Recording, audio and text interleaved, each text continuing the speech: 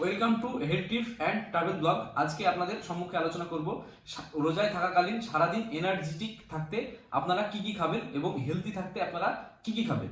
প্রথমে বলি, প্রথম যে 10 থেকে 12 দিন আমরা রোজা করলে আমাদের শরীরে কোনো সেরকম ম্যাসিভ চেঞ্জেস আসে না, কারণ আমরা যে একটা বছর 11টা মাস আমরা খেয়ে থাকি এবং এক মাস রোজায় থাকি। এই 11 মাস খাওয়ার ফলে যে আমাদের শরীর বিভিন্ন ধরনের পুষ্টিগুণ আমাদের শরীরে জমা রাখে, সেই পুষ্টিগুণ জমা রাখার ফলে আমরা যখন রোজা করি সেই পুষ্টিগুণ যেটা থাকে এক্সট্রা আমাদের শরীরে সেটা দিয়ে কাজ চালিয়ে নেয় এবং 10-12 দিন পরে আমাদের কিন্তু হালকা উইকনেস একটা ভাব আসে আমাদের শরীরে রোজা থাকাকালীন। এই উইকনেস ভাবটি কাটাতে আমরা অনেকগুলো খাবার নিয়ে আপনাদের সামনে তুলে ধরছি, যেগুলি খেলে এই উইকনেস ভাবটি আপনাদের সামনে আসবে না। প্রথমত, সেহরিতে আপনারা কি খাবেন? সেহরিতে কোনো ভাজা পোড়া তেল মশলা ঝাল মাছ মাংস ডিম একটু কম খাবেন। মাছ মাংস ডিম যদিও খেতে হবে, যে প্রসেস করে যে রান্নাটা করে প্রচুর পরিমাণে তেল দিয়ে, সেই তেলযুক্ত খাবার আপনারা খাবেন না। এবং লাস্টে আপনারা ভাতের সঙ্গে দই মিশিয়ে খেতে পারেন বা টক দই আপনারা মুখের স্বাদে হালকা লবণ মিশিয়ে খেতে পারেন। এবং লাস্টে সন্ধ্যাবেলায় চিয়া সিড 1 গ্লাস জলে ভিজিয়ে রেখে সেটা সেহরির সময় লাস্টের দিকে খেতে পারেন। আর জলটা খাবারের তালিকায় তিনটে ভাগ করবেন। 3টে ভাগের 1 ভাগে রাখবেন আপনি সবজি, আর 1 ভাগে রাখবেন ভাত, এবং অন্য ভাগে রাখবেন আপনারা বিভিন্ন ধরনের স্যালাড, গ্রিন স্যালাড রাখতে পারেন। এবং এক্সট্রা পেটটাকেও আপনি 3 ভাগে ভাগ করবেন। 1 ভাগ খালি রাখবেন, 1 ভাগ জল দিয়ে পূরণ করবেন, আর 1 ভাগে খাবার দিয়ে পূরণ করবেন। কারণ দেখা যাচ্ছে আমরা সারাদিন রোজায় থাকলাম এবং ভোরবেলাতে সেহরি রাখলাম। সেহরি রাখার পরে কিন্তু সকালবেলায় শরীরটা কেমন বমি ভাব, গা গোলানো ভাব এবং আপনার যে একটা অস্বস্তি ভাব লাগে, এটা কিন্তু প্রচুর পরিমাণে আমরা গলা অবধি খাওয়ার জন্য কিন্তু এই সমস্যাটা হতে পারে। এবং এই সমস্যা এড়াতে আমরা হালকা পেটটাকে কি করব, খালি করে খাবো। এর ফলে যে সকালবেলায় উঠে গা গোলানো একটা ঝিমানি ভাবটা থাকে, এই ভাবটা হবে না। এবং চিয়া সিডটা আপনারা অবশ্যই খাবেন।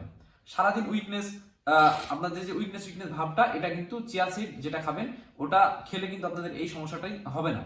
এবং সারাদিন আপনারা শুকিয়ে থাকলেন, সন্ধ্যাবেলায় গিয়ে আমরা ইফতারির সময় কি খাবো? সন্ধ্যাবেলায় গিয়ে যে প্রথমে আমরা খেজুর, বা খেজুরে তো হাই সুগার থাকে, এবার হাই সুগার যখন আপনি খেজুর খাবেন হাই সুগার যুক্ত, তখন আপনাদের মাথায় চট করে সিগন্যালটি চলে আসবে যে আপনি কিছু একটা খাচ্ছেন। এবং এই খাওয়ার ফলে কিন্তু আপনার খিদিটা আর একটু কমে আসতে পারে, আবার জলটা একটু বেশি টানবে।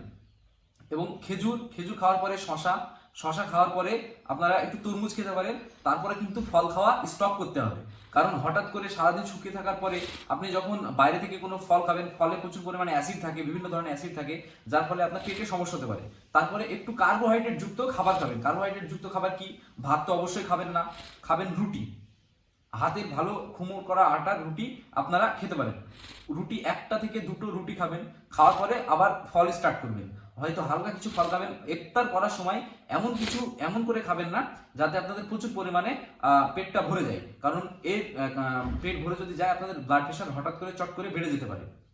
এবার খেজুর প্রচুর পরিমাণে খাওয়া যাবে না, খেজুর 1টা থেকে 2টো হয়ে গেল। তারপরে আপনারা নামাজ টামাজ পড়ে তারপরে আপনারা যে রাত্রের খাবার মোটামুটি 8টা থেকে 8:30টার মধ্যে সেরে ফেলুন, কারণ আবার ভোর 4টে থেকে 5টার মধ্যে আপনাকে সেহরি করতে হবে। তাহলে আপনাকে এই প্রসেসে আপনাকে খেতে হবে। প্রচুর পরিমাণে যে রাত্রে একটা লং টার্ম রাত আমরা হাতে পাই, সেই হাতে পাওয়া রাত্রের মধ্যে আপনাকে প্রচুর পরিমাণে জলটা খেতে হবে। তাহলে এনার্জেটিক আপনার কোনোভাবেই এনার্জেটিক আপনার কম হবে না। ফলের পরিমাণটা বাড়াবেন, কার্বোহাইড্রেটটা একটু কমাবেন, যাতে আপনার সারাদিন সতেজ এবং আপনি ইমিউনিটি সিস্টেম পান। আরেকটি ছোট্ট একটা সম্বন্ধে আপনার সম্মুখে আলোচনা করি। রোজায় থাকলে আমাদের ম্যাসিভ যে একটা চেঞ্জেস আসে, সেই চেঞ্জেস সম্পর্কে একটি ছোট্ট ধারণা দিয়ে দিই। রোজায় যদি আমরা 30টা রোজা মূলত 30টা যদি রোজা করি, আমাদের ম্যাসিভ একটা চেঞ্জেস আসে শরীরে। ম্যাসিভ চেঞ্জ কি? ম্যাসিভ চেঞ্জটি হলো সারাদিন তরুণ থাকবেন। আপনি যদি রোজা করেন, আপনি একটা লং টার্ম অবধি তরুণ থাকবেন। যে আপনার চেহারায় বয়সের ছাপ, সেই ছাপটি অবশ্যই আপনার মনে হবে না যে আপনার প্রচুর পরিমাণে আপনার বয়স হয়েছে। এবং দ্বিতীয় নম্বর কারণ, আপনার যে ছোট ছোট কোষ আছে শরীরের মধ্যে, অসংখ্য লাখ বিলিয়ন কোষ আছে, সেই কোষ দেখা যায় খারাপ ক্যান্সারের কোষ আপনার ওই কোষকে অ্যাটাক করলো। এবার আপনি যে সারাদিন কোনো কিছু খাচ্ছেন না, কোনো কিছু কার্বোহাইড্রেট আপনার শরীরে ঢুকছে না, সেই ক্যান্সারের বা বিভিন্ন ধরনের রোগ বালায় যেসব কোষগুলি, সেসব কোষগুলিকে আমাদের ভালো কোষ খেয়ে নষ্ট করে। কারণ এক্সট্রা কোনো খাবার পায় না এবং ওই কোষগুলোকে খেয়ে আমাদের ওই ভালো কোষগুলি বেঁচে থাকে।